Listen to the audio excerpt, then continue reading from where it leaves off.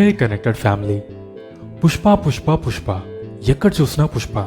Morning పూజ చేసుకుందామని చూస్తే పుష్ప, అలా షాప్కి వెళ్ళి బిస్కెట్ కొంటే పుష్ప, తర్వాత చిప్స్ తీసుకుంటే దాని మీద పుష్ప, ఇంటికి వచ్చాక టైంపాస్ కోసం ఫ్రీ ఫైర్ మ్యాక్స్ ఆడుతుంటే అందులోనూ పుష్ప, షర్ట్ల మీద పుష్ప, ఫోన్లో పుష్ప, పడుకుంటే పుష్ప, లేస్తే పుష్ప, ఇలా మొత్తం పుష్ప పుష్ప పుష్ప. ఒక సినిమాకి ఎందుకింత హైప్? ఎందుకంటే బాహుబలి 2 తర్వాత మన తెలుగులో వచ్చే ఒక సెకండ్ సీక్వెల్ మూవీ కాబట్టి, 3 years తర్వాత వచ్చే అల్లు అర్జున్ సినిమా కాబట్టి, most iconic combo Allu Arjun DSP Sukumar cinema కాబట్టి. అసలు పుష్ప పార్ట్ 2 ఎందుకు చూడాలి?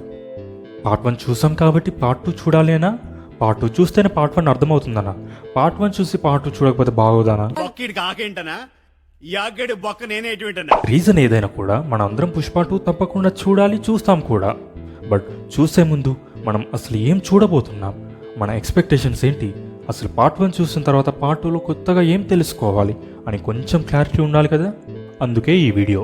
సో పుష్ప పార్ట్ 1లో మనకి ఎలాంటి క్వశ్చన్స్ మిగిలిపోయాయి, పార్ట్ 2లో ఏం క్వశ్చన్స్కి ఆన్సర్స్ ఎక్స్పెక్ట్ చేయొచ్చు అనేది ఈ వీడియోలో చూద్దాం. అయితే పుష్ప 1 క్లైమాక్స్లో బాహుబలి 1లో లాగా వై కట్టప్ప కిల్ బాహుబలి అనే ఒక పెద్ద షాక్ అయిపోయే ట్విస్ట్ ఉండకపోవచ్చు. హానెస్ట్గా చెప్పాలంటే పుష్ప 1 రిలీజ్ అయిన తర్వాత సినిమా చూసిన చాలామంది ఈ సినిమాకి పార్ట్ 2 ఎందుకు అని ఫీల్ అయ్యారు. భన్వర్ సింగ్ షెకావత్ ఎంట్రీ లేకపోతే ఏ బిడ్డ నా అడ్డా సాంగ్తో ఆల్మోస్ట్ స్టోరీని ఎండ్ చేసేయచ్చు కదా. అసలు పార్ట్ 2లో మనం దేనికోసం వెయిట్ చేయాలి అని ఆల్మోస్ట్ అందరూ అనుకున్నారు. కానీ ఒకసారి సినిమాని మల్టిపుల్ టైమ్స్ వాచ్ చేస్తే పార్ట్ 2 చూడడానికి కావాల్సిన ఎగ్జైటింగ్ క్వశ్చన్స్ చాలానే ఉన్నాయి. సో లేట్ చేయకుండా డైరెక్ట్గా క్వశ్చన్స్ చెప్తాను, పెన్ అండ్ పేపర్ తీసుకుని నోట్ చేసుకోండి. First question, how will Pushparaj versus Bhanwar Singh Shekhawat clash? Pushpa 1 climax పర్సనల్గా నాకు ఒక కొత్త ఎక్స్పీరియన్స్ ఇచ్చిన క్లైమాక్స్. ఎందుకంటే మన ఇండియన్ మూవీస్లో ట్రెడిషనల్ క్లైమాక్సెస్ లాగా ఒక హడావిడి బిగ్గెస్ట్ యాక్షన్ సీక్వెన్స్ లాంటివి ఏం లేకుండా జస్ట్ ఒక హీరో, ఒక విలన్, చిన్న పార్టీ అంతే. ఇలాంటి క్లైమాక్స్తో సినిమా ఉంటుందని ఎవరైనా ఊహించుకుంటారా? అది కూడా సుకుమార్ లాంటి డైరెక్టర్ సినిమాలో, అల్లు అర్జున్ లాంటి స్టార్ సినిమాలో. కానీ సుకుమార్ గారు రొటీన్ ఫార్ములాని బ్రేక్ చేసి ఒక కొత్త అటెంప్ట్ చేశారు. అందుకే హీఈస్ ఎ మాస్టర్. క్లైమాక్స్లో రెస్పెక్ట్ అనే పాయింట్ ఇద్దరి మధ్యలో చిచ్చు పెట్టిన తర్వాత, ఇద్దరి ఎమోషన్స్ ఒక పీక్స్లోకి వెళ్ళిన తర్వాత, నెక్స్ట్ అదే ఊర్లో ఇద్దరు ఎలా ఉంటారు, ఎలా బిజినెస్ చేస్తారు అనేది ఎగ్జైటింగ్ క్వశ్చన్. పుష్ప లాస్ట్లో ఇలా అంటాడు, నీ కాడ సార్ మాత్రం ఉంటది, మిగతా అన్నీ పెరికేస్తా. ఇలాంటి వార్నింగ్ పుష్ప ఇచ్చాడు అంటే తప్పకుండా ఏదో చేస్తాడు. ఏం చేస్తాడు, ఎలా చేస్తాడు, ఇద్దరి మధ్య కాన్సిక్వెన్సెస్ ఎలా ఉంటాయి, and Pushpa versus Bhanwar Singh Shekhawat face of ఎలా ఉండబోతుంది అనేది మోస్ట్ ఎగ్జైటింగ్ క్వశ్చన్. దానికి మనం ఆన్సర్ పార్ట్ 2లోనే చూడాలి. Second question, how will Pushpa face revenge? బేసిక్గా ఏ సినిమాలో అయినా ప్రొటాగనిస్ట్కి ఆపోజిట్గా ఒక్కరే మెయిన్ యాంటాగనిస్ట్ ఉంటారు. కానీ పుష్పాలో మాత్రం అఫ్ కోర్స్ భన్వర్ సింగ్ షెకావతే మెయిన్ విలన్ అయినా కూడా ఈక్వల్ రేంజ్లో పుష్పకి యాంటీగా చాలామందే ఉన్నారు. తన తమ్ముడిని చంపినందుకు రివెంజ్ తీర్చుకోవాలని దాక్షాయిని తన పొజిషన్లోకి వచ్చి కూర్చున్న పుష్ప నుండి తిరిగి ఆ కుర్చీని లాక్కొని మళ్ళీ సిండికేట్కి బాస్ అవ్వాలని మంగళం సీను, తనకి ఎదురెళ్లాడని పగ తీర్చుకోవాలని జాలీరెడ్డి, ఎప్పటికీ తన తండ్రికి కొడుకులాగా తన తమ్ముడిలాగా ఒప్పుకొని పుష్ప అన్న ముల్లేటి మోహన్, ఇలా ప్రతి ఒక్కరు పుష్పకి యాంటీగా ఉన్నారు. వీళ్ళందరూ పుష్ప మీద ఎలా రివెంజ్ తీర్చుకుంటారు, అందులో ఎవరు గెలుస్తారు, పుష్ప వీళ్ళందరికీ ఎలా ఎదురెళ్తాడు అనేది పుష్ప పార్ట్ 2లోనే చూడాలి. అండ్ పార్ట్ 2లో పుష్ప నేషనల్ కాదు ఇంటర్నేషనల్ కాబట్టి పుష్పకి ఆ జర్నీలో ఇంటర్నేషనల్ లెవెల్లో కూడా యాంటీగా చాలామందే ఎదురవ్వచ్చు. సో వీళ్ళందరితో పుష్ప ఎలా ఫైట్ చేస్తాడు, ఎలా నిలబడతాడు అనేది పార్ట్ 2లో చూడొచ్చు. Third question, how will Pushpa's journey go international? ఈసారి పుష్ప నేషనల్ కాదు, ఇంటర్నేషనల్. పుష్ప బిజినెస్ కేవలం ఇండియాలోనే కాదు, డైరెక్ట్గా జపాన్ వెళ్ళి అక్కడ కూడా బిజినెస్ అండ్ డీలింగ్స్ చేస్తున్నాడు అని మనకి ట్రైలర్లోనే క్లియర్గా చూపించారు. అంటే పుష్ప రూలింగ్ జస్ట్ ఇండియా వరకే కాదు, జపాన్ వరకు వెళ్ళిపోయింది. అయితే దీని గురించి సుకుమార్ గారు మనకి పార్ట్ 1లోనే మెన్షన్ చేశారు. ఎక్కడ అంటే మూవీ స్టార్ట్ అవ్వడంతోనే కేశవ ఇలా అంటాడు, అసలు ఈ కథ మొదలైందే సూర్యుడు మొట్టమొదటి ఉదయించే దేశంలో, అంటే జపాన్ లో. ఈడ పెళ్లిలో పెళ్లి కొడుకు పెళ్లి కూతురికే బహుమతులు ఇయడం ఆనవైతే.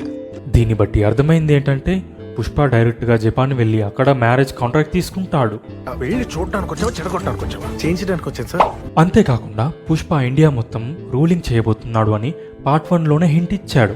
ఎలా అంటే ఎంపీ భూమిరెడ్డి అండ్ సిండికేట్ మెంబర్స్తో పుష్ప ఇలా అంటాడు. కాల్కటాలో చాటర్జీనే, ముంబైలో ఆడేవాడు సింగినే, ఆ తర్వాత ఢిల్లీలో అగర్వాల్ని, ఇట్లాంటి వాళ్ళందరినీ కూడా లైన్ లో పెట్టుంటాను నేను. అంటే పుష్ప ఆల్రెడీ నేషన్ మొత్తం రూలింగ్ చేయాలని ఒక పద్ధతి, ఒక ప్లానింగ్, ఒక విజన్తో ఉన్నాడని అర్థం చేసుకోవచ్చు. పద్ధతి. సో పార్ట్ 2లో పుష్ప నేషనల్ అండ్ ఇంటర్నేషనల్ లెవెల్లో ఎలా రూలింగ్ చేస్తాడు, అసలు తిరుపతి నుండి జపాన్ ఎలా వెళ్తాడు, Me going, man. Aeroplane. Australia. Huh? Pushpa journey ఎలా ఉండబోతోంది, ఆ జర్నీలో ఎవరెవరిని కలుస్తాడు, ఎవరెవరితో తలపడతాడు, జపాన్ వాళ్ళతో ఎలా మాట్లాడతాడు. So how will Pushpa rule go international అనేది పార్ట్ 2లోనే చూడాలి. 4th question, what is Pushpa's childhood story? అయితే పుష్ప చైల్డ్హుడ్ గురించి మనకి పార్ట్ 1లో ఎక్కువగా రివీల్ చేయలేదు. కోర్ ఎమోషన్ అండ్ స్టోరీకి కావాల్సిన ప్లాట్ అయితే క్లియర్గా కన్వే చేశారు. లైక్ పుష్ప ఐడెంటిటీ గురించి అవమానం ఎదుర్కోవడం, పుష్ప నాన్న ఎక్స్పైర్ అవ్వడం, చిన్నప్పటి నుండి పుష్ప అన్న తనని తన అమ్మని ట్రీట్ చేసే విధానం, పుష్ప చెయ్యి అలా అవ్వడానికి కారణం, ఇలా పుష్ప చైల్డ్హుడ్లో ఫేస్ చేసిన ఇంపార్టెంట్ డీటెయిల్స్ అయితే పార్ట్ 1లోనే ఎస్టాబ్లిష్ చేశారు. కానీ ఇంకొంచెం డెప్త్గా వెళ్ళి పుష్పకి వాళ్ళ నాన్నకి మధ్యలో ఆ రిలేషన్ ఎలా ఉండేది అనే ఎలిమెంట్నే చూపించవచ్చు. ఎందుకంటే ఈ పాయింట్ని మనకి పార్ట్ 1లో అస్సలు టచ్ చేయలేదు. అండ్ పుష్ప కోర్ ఎమోషన్ కూడా తన ఫాదర్ ఐడెంటిటీ బ్రాండ్ గురించే తిరుగుతుంది. కాబట్టి పుష్పకి వాళ్ళ నాన్నకి మధ్యలో ఉన్న ఆ బాండ్ చూపిస్తే పుష్ప ఎమోషన్ అండ్ క్యారెక్టరైజేషన్లో ఇంకా వెయిట్ పెరగచ్చు. అలాగే పుష్ప పెద్దగా అయ్యే ప్రాసెస్లో ఇంకా ఎలాంటి కాన్సిక్వెన్సెస్ ఫేస్ చేశాడు అనేది కూడా చూపించవచ్చు. మేబీ పార్ట్ 2లో చైల్డ్హుడ్ సీన్స్ ఉండొచ్చు, కానీ ఇంతకుముందు చెప్పిన పాయింట్స్ ఉండకపోవచ్చు. బట్ ఉంటే ఇంకా స్ట్రాంగ్ ఎమోషన్ ఎస్టాబ్లిష్ అవుతుంది, పుష్ప క్యారెక్టర్లో డెప్త్ పెరుగుతుంది అని నాకు అనిపిస్తుంది. సో అది కూడా పుష్ప 2 చూస్తేనే మనకు తెలుస్తుంది. 5th question, most interesting question, to whom Keshava is narrating Pushpa story? క్లియర్గా అబ్జర్వ్ చేస్తే పుష్ప స్టోరీ డైరెక్ట్గా కాకుండా కేశవ వాయిస్తో రన్ అవుతూ ఉంటుంది. సినిమా టైటిల్ కార్డ్స్ నుండి క్లైమాక్స్ వరకు కేశవ పుష్ప స్టోరీని నరేట్ చేస్తూ ఉంటాడు. పుష్ప స్టోరీ అసలు ఎవరితో నరేట్ చేస్తున్నాడు? ఇలా పుష్ప లైఫ్ని ఎక్స్ప్లెయిన్ చేయాల్సిన అవసరం ఏంటి? పుష్ప లాంటి పవర్ఫుల్ పర్సన్ లైఫ్ స్టోరీని నరేట్ చేస్తున్నాడు అంటే అవతల ఉండే ఆ పర్సన్ కూడా పవర్ఫుల్ క్యారెక్టర్ అయ్యే ఉండాలి. అండ్ ఆ సీన్కి లీడ్ చేసే ఇన్సిడెంట్ కూడా పెద్దదే అయి ఉండాలి. అసలు కేశవ ఈ స్టోరీని నిజంగా ఎవరికైనా చెప్తున్నాడా, లేకపోతే ఆడియన్స్కి మాత్రమే నరేట్ చేస్తున్నాడా? ఈ క్వశ్చన్స్ అన్నిటికీ ఆన్సర్స్ పార్ట్ 2 చూస్తేనే తెలుస్తుంది. And the last question, actually ఇది మనకి పార్ట్ 1లో ఎస్టాబ్లిష్ చేసిన క్వశ్చన్ కాదు, అంటే అవుట్ ఆఫ్ సిలబస్ అవ్వచ్చు, కానీ డెఫినెట్గా మెన్షన్ చేయాల్సిన క్వశ్చనే. విల్ దేర్ బి ఏ పుష్ప 3? పుష్ప 3 ఉంటుందని అల్లు అర్జున్ గారు ప్రొడ్యూసర్స్ డైరెక్ట్గా ఆల్మోస్ట్ చెప్పినట్టు చెప్పారు. It's leading to Pushpa 3 as well. 3కి అయితే లీడ్ అన్నీ ఉంటాయి సార్, డెఫినెట్గా ఉంటుంది. అయితే ఇది అఫీషియల్ పర్సన్స్ నుండి వచ్చిన అన్అఫీషియల్ న్యూసే, కానీ అఫీషియల్గా పార్ట్ 3 ఉందా లేదా అనేది మనకి తెలియాలంటే పార్ట్ 2 చూస్తేనే తెలుస్తుంది. So that's all exciting questions and interesting points that we can expect from Pushpa 2. ఇంకా నేనేమైనా క్వశ్చన్స్ ఆర్ పాయింట్స్ మిస్ చేస్తుంటే కామెంట్ సెక్షన్లో మెన్షన్ చేయండి. Until then, stay connected with Hey Connected.